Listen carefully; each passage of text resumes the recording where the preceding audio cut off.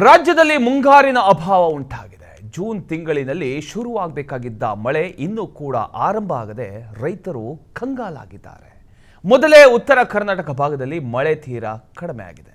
ಈ ಬಾರಿ ಹೆಚ್ಚಾಗಿ ಕಾಣ್ತಾ ಇದ್ದು ಈಗಾಗಲೇ ಕಲಬುರಗಿಯ ಒಂದು ಜಿಲ್ಲೆಯಲ್ಲಿ ಈ ಬಾರಿ ಬರಗಾಲ ಮೂಡಿದೆ.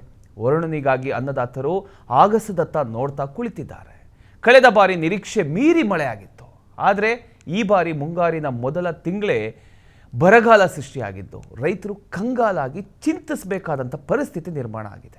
ರಾಜ್ಯದಲ್ಲಿ ಏನು ಜೂನ್ ಆರಂಭದಲ್ಲೇ ಮುಂಗಾರು ಶುರು ಆಗಬೇಕಾಗಿತ್ತು. ಆದರೆ ಜೂನ್ ಅಂತ್ಯ ಆಗ್ತಾಯಿದ್ರು ಸಹ ಏನು ರಾಜ್ಯದಲ್ಲಿ ಮುಂಗಾರು ಮಳೆ ಅಭಾವ ಆಗಿರ್ತಕ್ಕಂಥದ್ದು. ಅದರಲ್ಲೂ ಸಹ ತೊಗರಿಯ ಕಣಜ ಅಂತಲೇ ಹೆಸರಾಗಿರ್ತಕ್ಕಂತಹ ಕಲಬುರಗಿಯಲ್ಲೂ ಸಹ ಈ ಬಾರಿ ಮಳೆಯ ಅಭಾವ ಉಂಟಾಗಿರ್ತಕ್ಕಂಥದ್ದು ನಾವು ನೋಡ್ತಾ ಇದ್ದೀವಿ. ಏನು ಕಲಬುರಗಿಯ ತಾಲೂಕಿನ ಒಂದು ಏನು ಹಾಗರ್ಗ ಗ್ರಾಮದಲ್ಲಿದ್ದೀವಿ. ಇಲ್ಲಿ ಈಗಾಗಲೇ ರೈತರು ಬಿತ್ತನೆಯನ್ನು ಮಾಡಬೇಕಾಗಿತ್ತು. ಮುಂಗಾರು ನಂಬಿಕೊಂಡು ಬಿತ್ತನೆ ಮಾಡಬೇಕಾಗಿರ್ತಕ್ಕಂತಹ ಸೋಯಾ ಆಗಿರ್ಬೋದು, ಉದ್ದು ಆಗಿರ್ಬೋದು, ಹೆಸರು ಆಗಿರ್ಬೋದು, ಜೊತೆಗೆ ತೊಗರಿ ಆಗಿರ್ಬೋದು, ಈ ಎಲ್ಲ ಬೆಳೆಗಳನ್ನು ರೈತರು ಈ ಬಾರಿಯ ಮುಂಗಾರನ್ನು ನೆಚ್ಚಿಕೊಂಡು ಜೂನ್ ಆರಂಭದಲ್ಲೇ ಕೆಲವೊಂದಿಷ್ಟು ರೈತರು ಬಿತ್ತನೆಯನ್ನು ಮಾಡಿದರು. ಆದರೆ ತಿಂಗಳಂತ್ಯ ಆದರೂ ಸಹ ಮುಂಗಾರು ಈ ಬಾರಿ ಕೈ ಕೊಟ್ಟಿರ್ತಕ್ಕಂಥ ಹಿನ್ನೆಲೆಯಲ್ಲಿ ಬಿತ್ತನೆಯನ್ನು ಮಾಡಿರ್ತಕ್ಕಂತಹ ಬೀಜದಲ್ಲಿ ಸ್ವಲ್ಪವೂ ಸಹ ಮೊಳಕೆಯನ್ನು ಹೊಡೆದಿಲ್ಲ.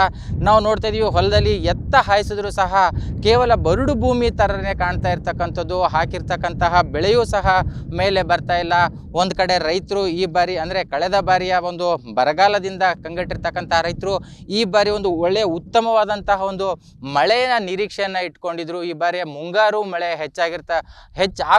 ಮುಂಗಾರು ಬಂದ ನಂತರ ಏನು ಬೆಳೆ ಹೆಚ್ಚಾಗ್ಬೋದು, ನಾವು ಮಾಡಿರ್ತಕ್ಕಂತಹ ಸಾಲವನ್ನು ತೀರಿಸ್ಬೋದು ಅನ್ನೋಂಥ ಒಂದು ನಿರೀಕ್ಷೆಯಲ್ಲಿದ್ದರೂ ಸಹ ರೈತರಿಗೆ ಈ ಬಾರಿ ಏನು ಕೃಪೆಯನ್ನು ತೋರ್ತಾ ಇಲ್ಲ. ರೈತರು ಸಹ ತಲೆ ಮೇಲೆ ಕೈಯನ್ನು ಹೊತ್ಕೊಂಡು ಕೂತಿರ್ತಕ್ಕಂಥದ್ದು. ಈಗ ರೈತರನ್ನೇ ಮಾತಾಡ್ಸೋಣ. ಈ ಬಾರಿ ಅವರಿಗೆ ಯಾವ ರೀತಿ ಇನ್ನಷ್ಟು ಸಂಕಷ್ಟಗಳನ್ನು ಆಗ್ತಾ ಇದ್ದಾವೆ, ಇನ್ನು ಏನೇನು ಬಿತ್ತನೆಗಳನ್ನು ಮಾಡಿದ್ದಾರೆ ಅನ್ನೋದು. ಸರಿಗ ಮುಂಗಾರು ಬಿತ್ತನೆ ಆರಂಭ ಆಗಿದೆ. ಈಗ ಆಲ್ರೆಡಿ ಆರಂಭವನ್ನು ಮಾಡಿದಿರಿ, ಬಿತ್ತನೆನೂ ಮಾಡಿದಿರಿ. ಏನೇನು ಬಿತ್ತನೆ ಮಾಡಿದಿರಿ ಸರ್? ಈಗ ನೋಡ್ರಿ, ಒಂದು ಹೊಲ ತೊಗರಿ ಬಿತ್ತಿದೆವು, ಹಸಿ ಅದಂತ ಬಿತ್ತಿದೆವು, ಅದು ಅಲ್ಲೇ ನಿಂತದ, ಅಟ್ಟೆ ಬಿಟ್ಟಿದ್ದೆವು. ಮತ್ತು ಬೀಜ ತಂದಿದ್ದೆವು, ಗೊಬ್ಬರ ತಂದಿದ್ದೆವು, ಮನೆಯಾಗ ಇಟ್ಟಿದ್ದೆವು. ಈಗ ನಮಗೆ ಏನಂದ್ರೆ ಹೋಸಲ ಮಳೆ ಬಂದು ಬರಗಾಲ ಬಿತ್ತು, ಈಗ ಮಳೆ ಹೋಗಿ ಬರಗಾಲ ಬಿತ್ತದ.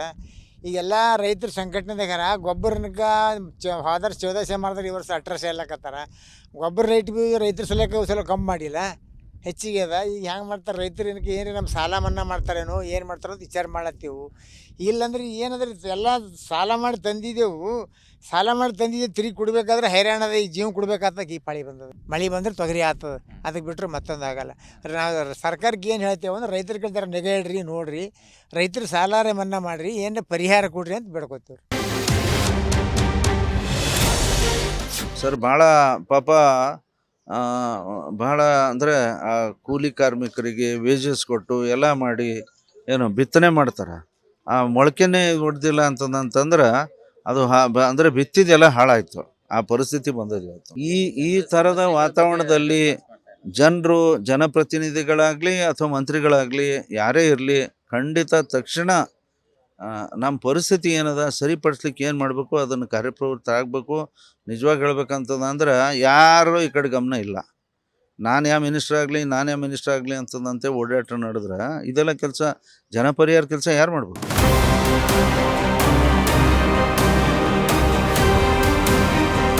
ಜೂನ್ ಮೊದಲ ವಾರದಲ್ಲೇ ಏನು ರಾಜ್ಯದಲ್ಲಿ ಮುಂಗಾರು ಆರಂಭ ಆಗಬೇಕಾಗಿತ್ತು. ಆದರೆ ಈಗ ಜೂನ್ ಅಂತ್ಯ ಆಗ್ತಾ ಬಂದಿರತಕ್ಕಂಥದ್ದು. ಈ ಒಂದು ಅಂತ್ಯ ಆಗ್ತಿದ್ದ ಸಂದರ್ಭದಲ್ಲೂ ಸಹ ಏನು ಮುಂಗಾರು ಬಹಳಷ್ಟು ಕ್ಷೀಣವಾಗಿರ್ತಕ್ಕಂಥದ್ದು. ಕಲ್ಯಾಣ ಕರ್ನಾಟಕದ ಭಾಗದಲ್ಲಿಯೂ ಸಹ ಮಳೆಯ ಅಭಾವ ಆಗಿರ್ತಕ್ಕಂಥದ್ದು. ಈ ಒಂದು ಹಿನ್ನೆಲೆಯಲ್ಲಿ ಈ ಕಲಬುರಗಿ ಭಾಗದಲ್ಲಿ ಯಾವ ರೀತಿಯಾಗಿ ಮಳೆ ಎಷ್ಟು ಕೊರತೆಯಾಗಿದೆ ಮತ್ತು ಈ ಬಾರಿ ರೈತರು ಎಷ್ಟು ಬಿತ್ತನೆಯನ್ನು ಮಾಡಿದ್ದಾರೆ ಅನ್ನೋದ್ರ ಬಗ್ಗೆ ಖುದ್ದಾಗಿ ಮಾತಾಡೋಕ್ಕೆ ಕೃಷಿ ಇಲಾಖೆಯ ಜಂಟಿ ನಿರ್ದೇಶಕರಾಗಿರ್ತಕ್ಕಂಥ ಸಮ್ಮತ್ ಪಟೇಲ್ ಅವರಿದ್ದಾರೆ. ಅವರನ್ನೇ ಮಾತಾಡ್ಸೋಣ. ಯಾವ್ಯಾವ ಭಾಗದಲ್ಲಿ ಎಷ್ಟೆಷ್ಟು ಮಳೆ ಕೊರತೆಯಾಗಿದೆ ಮತ್ತು ಎಷ್ಟೆಲ್ಲ ಬಿತ್ತನೆಗಳನ್ನು ಮಾಡಿದ್ದಾರೆ ಅನ್ನೋದನ್ನು ಕೇಳೋಣ. ಸರ್ ನಮಸ್ತೆ. ಈ ಬಾರಿ ಸಾಕಷ್ಟು ಮಳೆ ಕೊರತೆಯಾಗಿದೆ, ಅದರಲ್ಲೂ ಮುಂಗಾರು ಸಹ ಕೈ ಕೊಟ್ಟಂಗೆನೆ ರೈತರು ತಲೆ ಮೇಲೆ ಕೈ ಹೊತ್ಕೊಂಡು ಕೂತಿರ್ತಕ್ಕಂಥದ್ದು. ಈಗ ನಮ್ಮ ಕಲಬುರಗಿ ಜಿಲ್ಲೆಗೆ ನೋಡಿದ್ರೆ ಸರ್, ಜೂನ್ ಇವತ್ತು 25ನೇ ತಾರೀಕಿದೆ.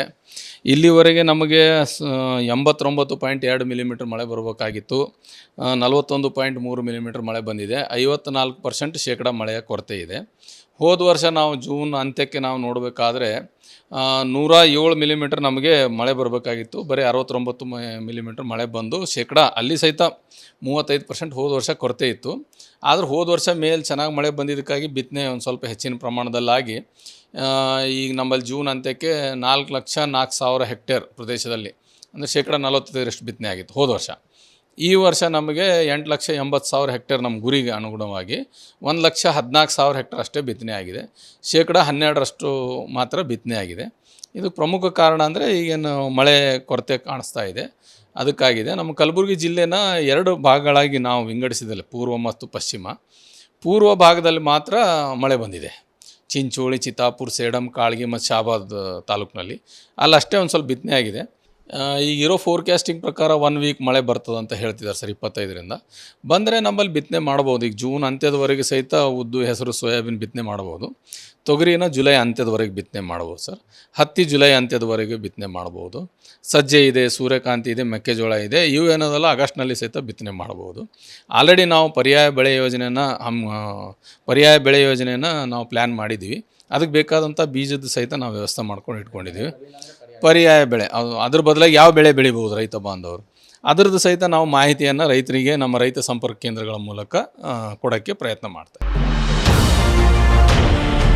ಕಲಬುರಗಿ ನಗರಕ್ಕೆ 1986ರಿಂದ ಕುಡಿಯುವ ನೀರಿನ ಸೌಲಭ್ಯ ಸಲುವಾಗಿ ಈ ಬ್ಯಾರೇಜನ್ನು ನಿರ್ಮಾಣ ಮಾಡಿರ್ತಕ್ಕಂಥದ್ದು.